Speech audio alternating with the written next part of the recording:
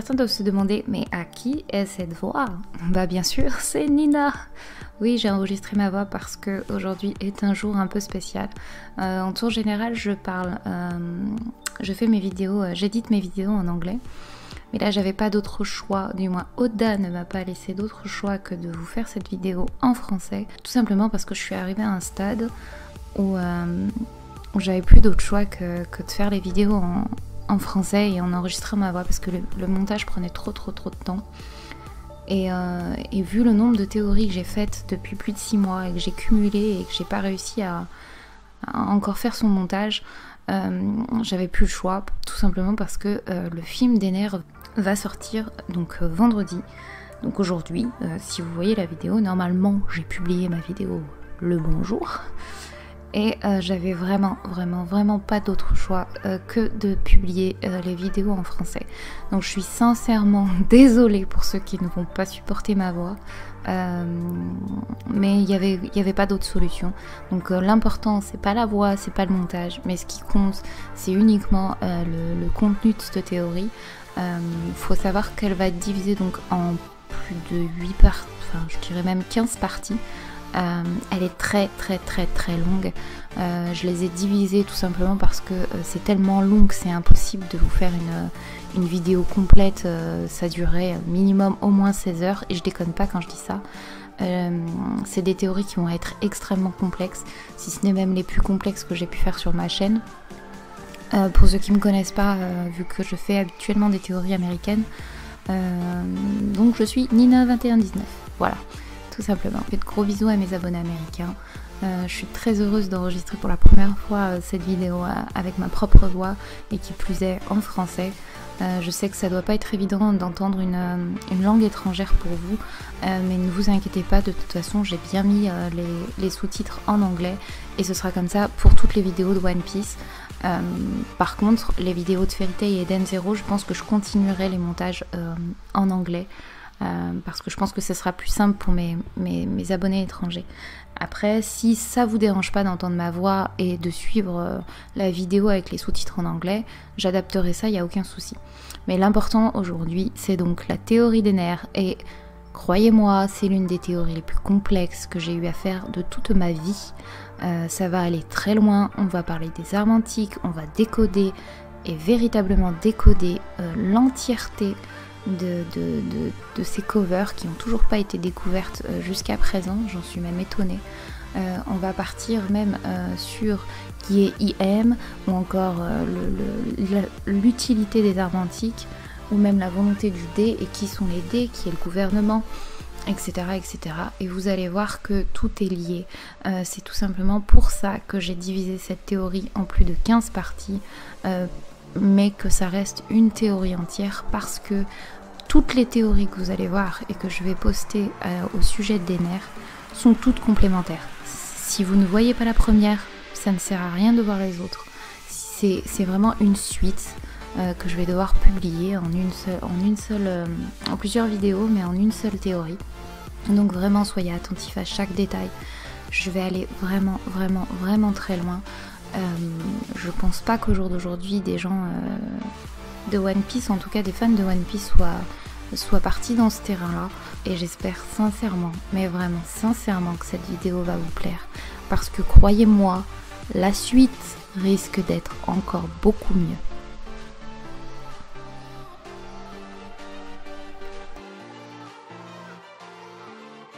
On a pu découvrir à partir du chapitre 428 la mini-aventure d'Ener appelée Ener à la conquête de l'espace. Ener atteint la Lune et rencontre un petit groupe de 4 robots connus sous le nom de Spacey.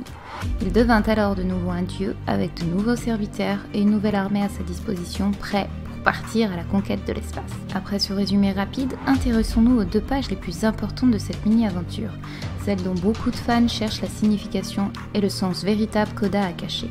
Partie 1. Le lien entre Skypiea, Alabasta et les covers d'Ener. Dans cette première partie, on y voit 3 personnages ailés avec 4 Spacey. On y voit tout un tas de symboles qui seront expliqués dans la partie 2. Dans un premier temps, le Spacey est allongé avec son corps ouvert et le personnage tient une clé à mollet. On peut voir un 3e personnage ailé guidant 3 Spacey. Mais si on regarde bien, on peut apercevoir également un 4e personnage caché. Mais je reviendrai sur lui dans une autre théorie. Dans la cover suivante, on peut voir que les 3 peuples quittent la Lune grâce au ballon et les Spacey pleurent. Cette image est similaire à la façon dont les Spacey quittent Tsukimi pour rejoindre la Lune. Analysons désormais tout ça. Sur cette image, nous pouvons constater, comme dit précédemment, que les 3 personnages portent des ailes. 2 des personnages ont des ailes pointant vers le haut, et enfin, le dernier a des ailes pointant vers le bas. Ce détail est important, car on peut s'apercevoir que cela pourrait parfaitement correspondre aux 3 différents peuples vivant sur Skypiea. Le premier pourrait représenter les Skypéens, grâce aux antennes qui sont sur son casque. Le second serait Chandora. Le costume correspond assez au Chandia. Et enfin, le troisième est en réalité le clan des nerfs. Ici, on peut remarquer que Yama a le même costume que le personnage sur la fresque, ce qui pourrait donc signifier en réalité que le peuple de Chandora, de Skypiea et le peuple des nerfs n'est en réalité qu'un seul et même peuple venu de la Lune, et se nomme Bilka. Désormais, gardez à l'esprit que ces 3 personnages sur la fresque sont bel et bien liés à l'arc Skypiea. Regardons maintenant en détail ce que font ces 3 personnages, mais surtout, concentrons-nous sur ce dessin. Ces 2 personnages sont aux extrémités d'une table. L'un d'eux utilise une sorte de clé à molette ouvrant le corps du robot pour y ôter quelque chose. Maintenant, ôtez de votre esprit que sur cette image il s'agit d'un robot. Concentrez-vous uniquement sur le fait qu'il s'agit d'une scène où une personne est sur une table d'opération ou un autel sacrificiel par exemple, accompagné de 2 personnages se tenant à ses extrémités et portant des ailes. Gardez en mémoire que ces personnages sont en réalité ceux de Skypiea, et vous obtiendrez le sacrifice de Chandora.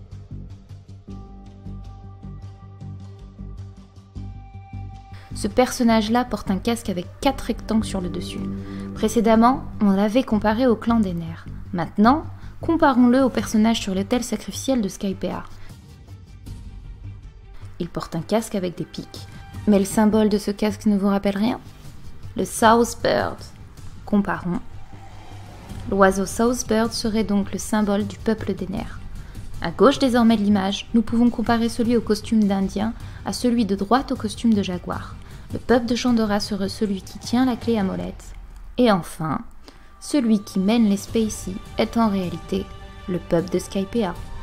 Quant au Spacey allongé sur la table, il est comparable à Mousse sur l'autel sacrificiel de Chandora. Pour appuyer cette scène, on peut déjà lire l'un des symboles sur la fresque. Regardez attentivement. On y voit un carré. Qu'est-ce que signifie ce carré? Réfléchissez désormais et imaginez que cette scène est posée à plat. Imaginez que ce symbole n'est tout simplement qu'un dessin vu du haut. Maintenant, gardez à l'esprit que ce dessin pourrait être un monument. Regardons maintenant où se trouvait Mousse, sur un autel en forme de pyramide. Maintenant, reliez cela au dessin vu de haut, et vous constaterez alors qu'en réalité, ce dessin n'est autre qu'une pyramide vue du haut. Par conséquent, on pourrait penser que le peuple de Skypiea, Chandora et des nerfs pourrait être un des peuples fondateurs du gouvernement mondial, tout comme la famille Nefertari. Et un indice pourrait appuyer cela grâce à 2 détails laissés par Oda. Le premier est le drapeau de la marine. Ici, nous pourrions en réalité avoir 2 lunes. Et ici, ceci pourrait représenter l'objet qui tient le personnage ailé. Mais surtout, souvenez-vous de ceci. Le symbole de l'île de Marineford. Il s'agissait bien d'une lune. Mais je reviendrai sur ça bien plus en détail dans une prochaine théorie pour expliquer le lien entre la lune et le gouvernement mondial. Mais comment être sûr qu'il pourrait être véritablement lié aux 20 rois créateurs du gouvernement mondial? 3 choses.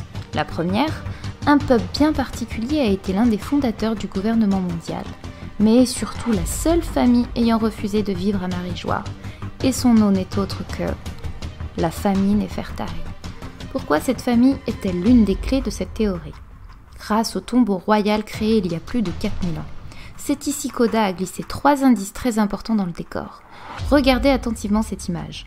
Nous pouvons voir des personnages se tenant debout. Maintenant, souvenez-vous de Skypiea, souvenez-vous des statues vénérées, mais surtout, souvenez-vous de leur position.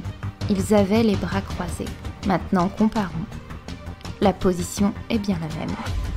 Seconde chose, Ener possédait un détail particulier. Il n'avait pas d'aile. Cependant, il possède un tambour marqué par le symbole du Tomoe, ce qui rappelle donc le dieu Raijin. Pourquoi parler de cela? Simplement car ce symbole est celui de la famille Nefertari. On peut retrouver ce symbole sur leur drapeau sous forme de 8 magatama. On peut également le retrouver sur les 20 pans empruntés par Sanji dans l'arc Alabasta. Mais surtout, nous retrouvons le symbole du Tomoe une nouvelle fois dans le tombeau royal. Maintenant, analysez attentivement les dessins sur le mur. Tout comme sur la mini-aventure d'Ener, nous pouvons lire une histoire. Et étrangement, nous découvrons exactement la même histoire que sur les covers d'Ener. Ici, il y a le serpent, avec des personnages dans une barque donnant en offrande un corps, un enfant peut-être, sur un autel sacrificiel. Cette image est exactement la même scène qu'à celle de Shandora.